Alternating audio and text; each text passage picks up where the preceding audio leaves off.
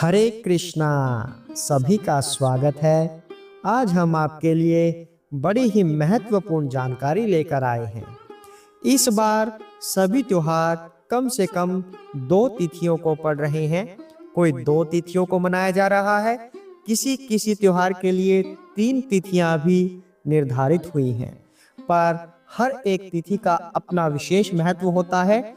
किसी एक दिन कोई विशेष त्योहार विशेष मुहूर्त के साथ माना जाता है और वह विशेष मुहूर्त वाला दिन हम आपको बताते हैं। इसी तरह षटतिला एकादशी का व्रत 25 जनवरी को रखा जा रहा है और व्रत पारण का समय अगले दिन अर्थात 26 जनवरी को 7:16 से लेकर 10:49 तक रहेगा। यह समय आपको उत्तर भारत के अनुसार बताया जा रहा है।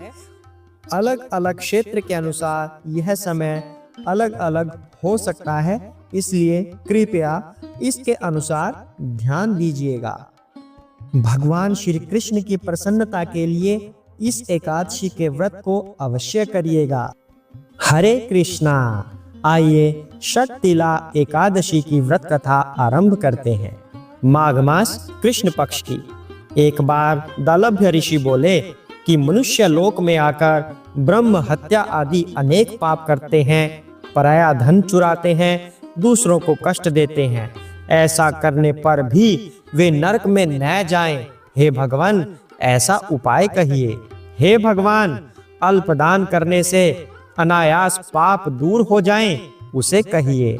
पुलस्त्य मुनि बोले, हे महाभाग, तुमने बहुत सुंदर प्रश्न किया है, जिसको ब्रह्मा, विष्णु और इंद्र आदि देवताओं ने किसी से नहीं कहा। तुम्हारे पूछने पर उस गुप्त बात को तुमसे कहूंगा।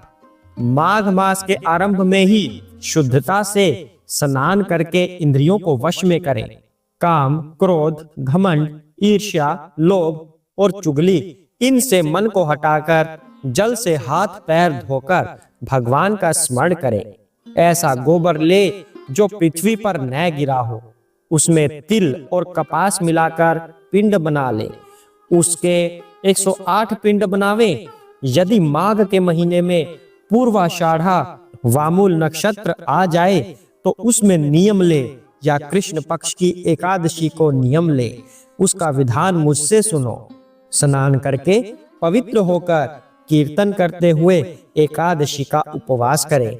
रात्रि में जागरण करें और गोबर के बने हुए 108 पिंडों से हवन करें। शंख, चक्र, गदाधारी भगवान का पूजन करें।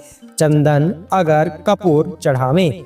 बुरा मिला हुआ नैवेद्य चढ़ाकर बारंबार कृष्ण का नाम स्मरण करें। हे विपेंद्र, पेठा, बिजोरा और नारियल आदि से पूजा करें। यदि इन सब का अभाव हो तो सुपारी ही श्रेष्ठ है। फिर अर्घ्य देकर जनार्दन का पूजन करके प्रार्थना करें।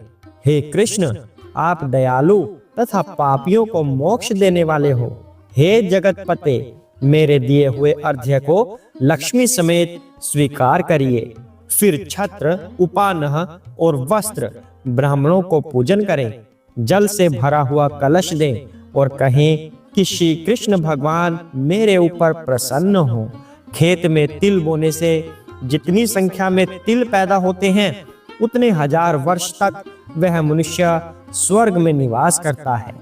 तिल से स्नान, उबटन, होम, तर्पण, भोजन और दान करें। ये 6 प्रकार की विधि पापों का नाश करती है।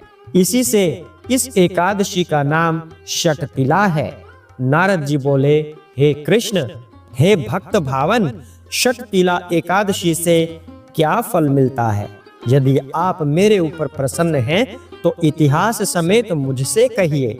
श्री कृष्ण बोले, ब्राह्मण, जैसे वृतांत मैंने देखा है वह तुमसे कहता हूँ। हे नारद, एक ब्राह्मणी मनुष्य लोक में ब्रह्मचर्य व्रत का पालन करते हुई देवताओं का पूजन करती थी। वह पूर्ण मास व्रत में लगी हुई सदा मेरी भक्ति करती थी। कृष्ण का उपवास करती हुई पूजा में लगी रहती थी। द्विजोत्तम, नित्य व्रत करने से उसका शरीर दुर्बल हो गया।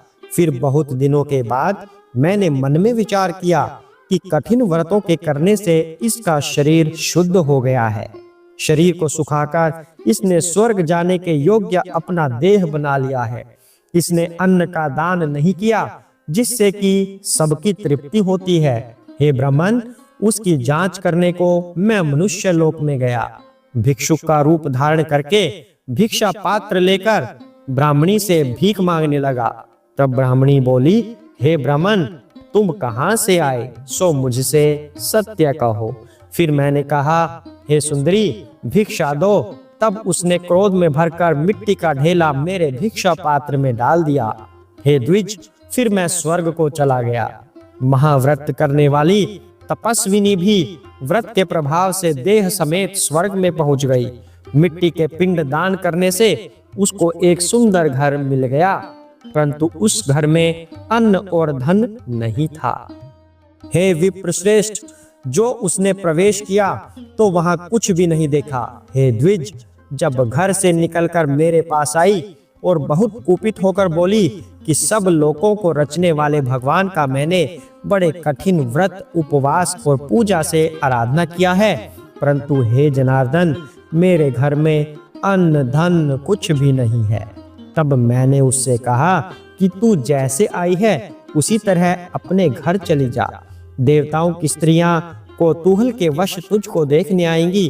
तब षटतिला एकादशी का महात्म्य बिना पूछे दरवाजा मत खोलना। ऐसा सुनकर वह मनुष्य लोक को चली गई। हे नारद, तब देवताओं की स्त्रियां उसे देखने आई और कहा कि हम तुम्हारे दर्शन के लिए आई हैं, तुम दरवाजा खोलो। मानुषी बोली, यदि तुम मुझे अवश्य ही देखना चाहती हो तो दरवाजा खोलने से पहले षटतिला का व्रत, पुण्य और महात्म्य कहना होगा।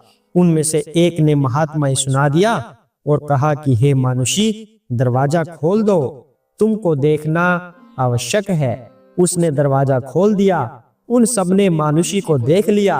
हे द्विज श्रेष्ठ, वह न तो देवी है, न गंधर्वी है, न आसुरी है, न नागिन है। जैसी स्त्री पहले उन्होंने देखी थी वैसी ही वह अभी भी थी। देवियों के उपदेश से सत्य पर चलने वाली उस मानुषी ने मुक्ति और मुक्ति को देने वाली षटतिला का व्रत किया। तब वह मानुषी क्षण भर में रूपवती और कांति युक्त हो गई और उसके यहाँ धन धान्य, वस्त्र, स्वर्ण, चांदी ये सब हो गया। विधि पूर्वक किया हुआ दान सब पापों का नाश करता है। हे मुनि सत्तम, इससे शरीर में थकावट, अनर्थ अथवा कष्ट नहीं होगा। हरे कृष्णा।